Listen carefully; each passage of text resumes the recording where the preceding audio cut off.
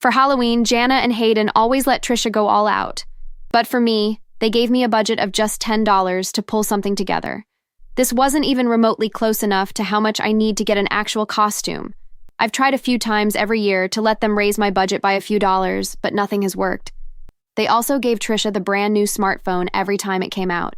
She never had to scream or beg for anything.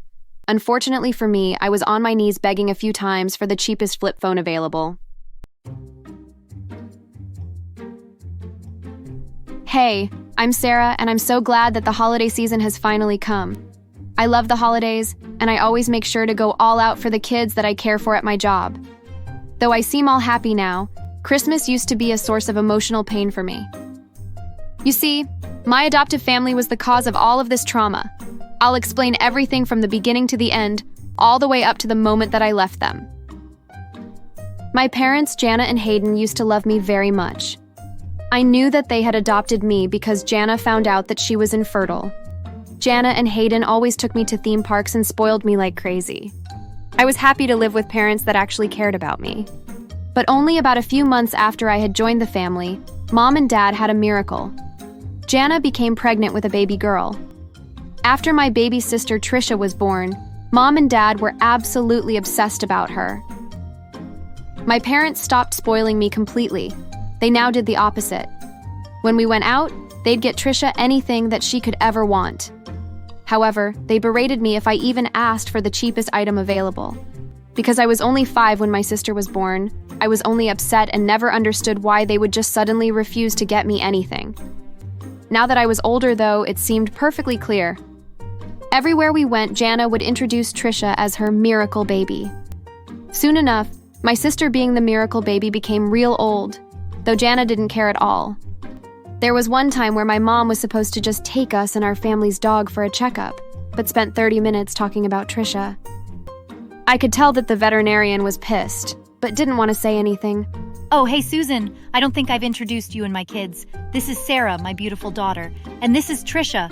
Oh, she was my miracle baby. We had Sarah because I didn't think it'd be possible for me to have a child of my own. But then, Hay and I managed to sprout little Trisha. Isn't she just beautiful? Oh, yes, she is. She's been such a bright star in my life that her photos are in my wallet and phone case. She's only 4, but she has so much ahead of her. And I'm so proud of our family for being able to have Trisha. That's so cute. So let's get started with your dog. Do you know what her first word was? It was puppy, because she had just seen a dog cartoon on TV. Isn't that the cutest? Yes, Jana. So the dog... She ended up liking puppies so much that we got her one. She even named him. His name is Bruno. I'm not going to go through that whole conversation again, but just the beginning is enough to tell you everything that you need to know. The vet ended up trying to avoid Jana as much as possible, only coming into the room to inspect our dog and make small comments on his health.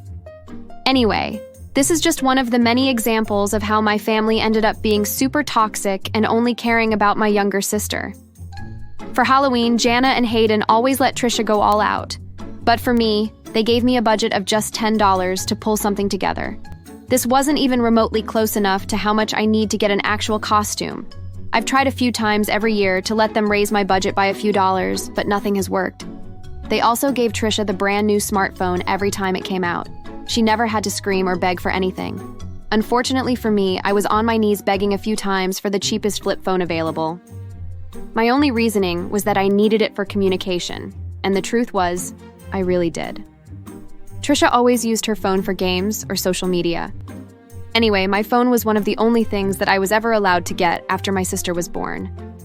As time went on, I had to learn to be more and more independent, while Trisha just sat back and everything came to her as she wished.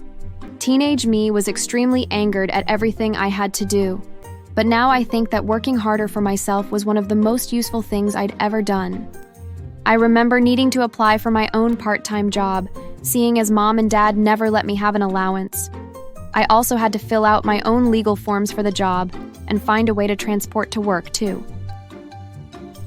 Other things I remember doing was washing my clothes, cooking food, and most importantly, managing schoolwork and time. I will never forget those days in high school when Hayden went to the school to demand that Trisha was given good grades for her classes. Everybody knows that your grades are based on hard work from yourself, but Trisha hadn't gotten good grades.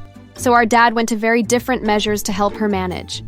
It was completely unfair, but you can't really stop a dad who was too lenient and had money. So that happened as well. One of the worst things, in my opinion, though, was having to watch Trisha open her mounds of gifts while I was forced to sit there and watch her open and have fun with each of them.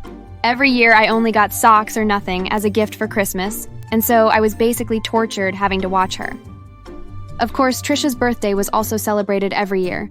She got a huge party with balloons and special guests, all planned out by party planners that were quite expensive, to say the least.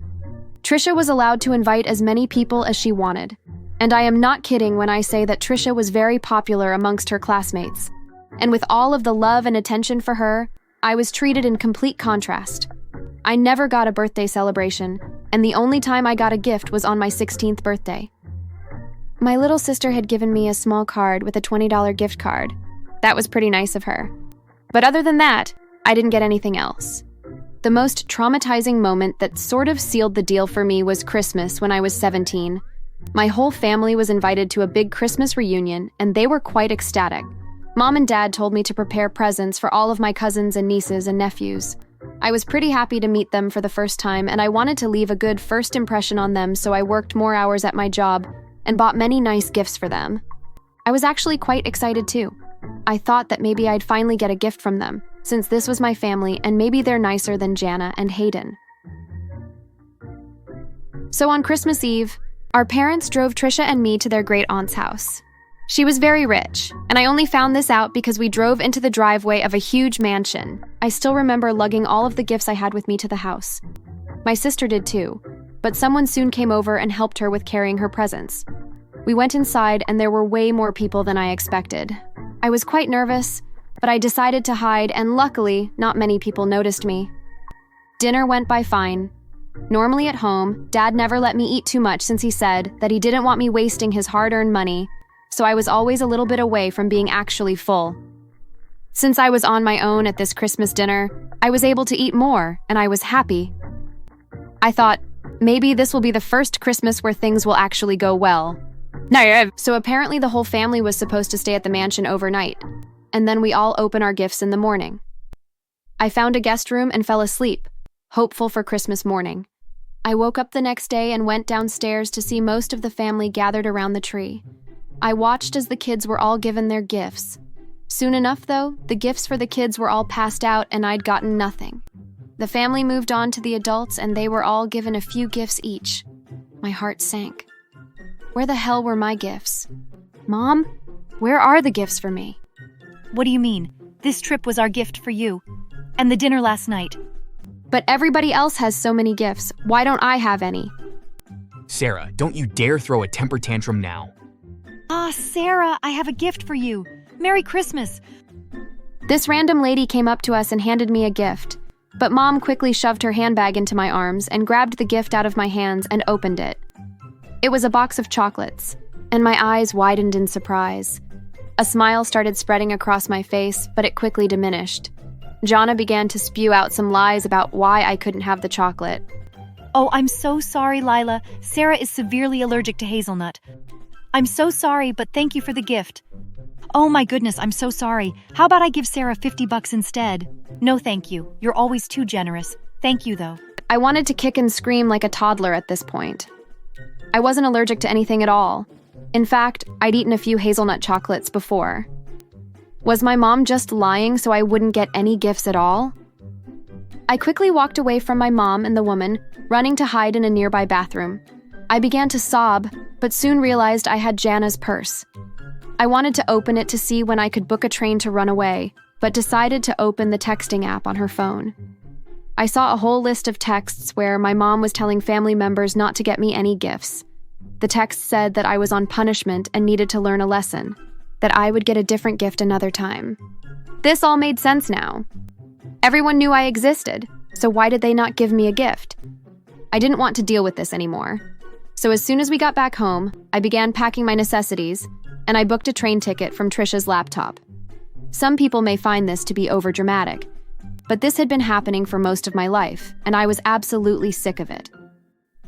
I decided on not leaving a letter since it wasn't worth the effort to write anything for my neglectful parents. And though I resented my sister for not saying anything, she wasn't entirely horrible to me, so I wrote an apology note for her. The following week, I had just turned 18. Now that I was legally an adult, I could go. I snuck out in the morning and walked the 10 minutes to the train station. I got on my train and was finally free. Okay, so maybe it wasn't that easy. It had been 2 hours into my trip when one of the train attendants came up to me and asked if I was the daughter of Jana and Hayden. I said I was, and she told me that they wanted me home and that I needed to go since I was a minor. I quickly showed the woman my license and all of my legal documents. I explained that I was definitely 18 and was allowed to leave home. The attendant left me alone after that. I landed in this new city and things were very tough at first, but since I'd been responsible for myself for a long time and had done good in my high school classes, I was able to find an internship for this tech company. I was also lucky enough to find a welcoming family who let me stay at their home for little rent. Eventually, the tech company offered me a scholarship to one of the top technology universities in the country.